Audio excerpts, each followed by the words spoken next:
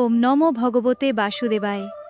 পরমেশ্বর ভগবান শ্রী কৃষ্ণের চরণে জানাই শত কোটি প্রণাম।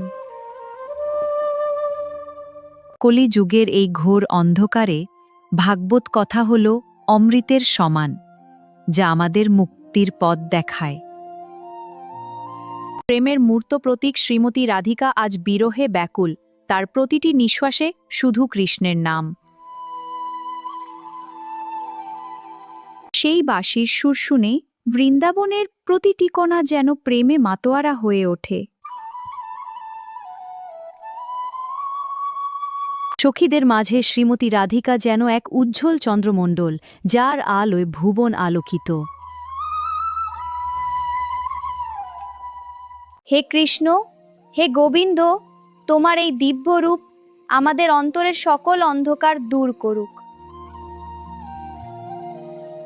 এই সেই পরমেশ্বর, যিনি মা যশোদার প্রেমে ধরা দিয়ে সাধারণ এক বালকের মতো লীলা করছেন।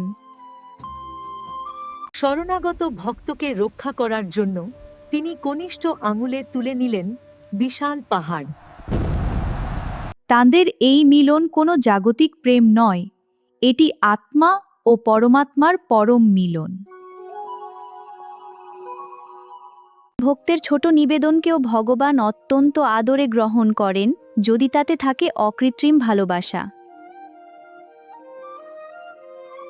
প্রকৃতির প্রতিটি জীব আজ কৃষ্ণের উপস্থিতিতে ধন্য, চারদিকে শুধু আনন্দের জয়ধ্বনি।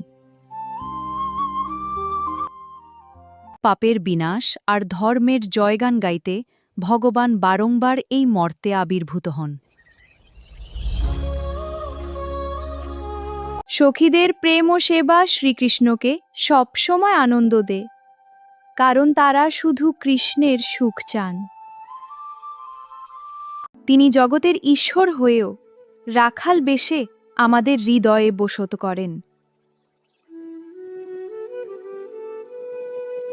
কর্ম করো ফলের আশা না করে, এই মহান শিক্ষাই তিনি পৃথিবীকে দিয়ে গেছেন।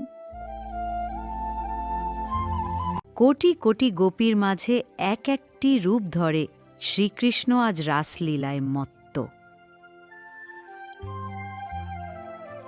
বন্ধুরা, এমন আরও সুন্দর সুন্দর ভিডিও পেতে আমাদের চ্যানেলটি সাবস্ক্রাইব করুন এবং কমেন্টে বলুন রাধে রাধে।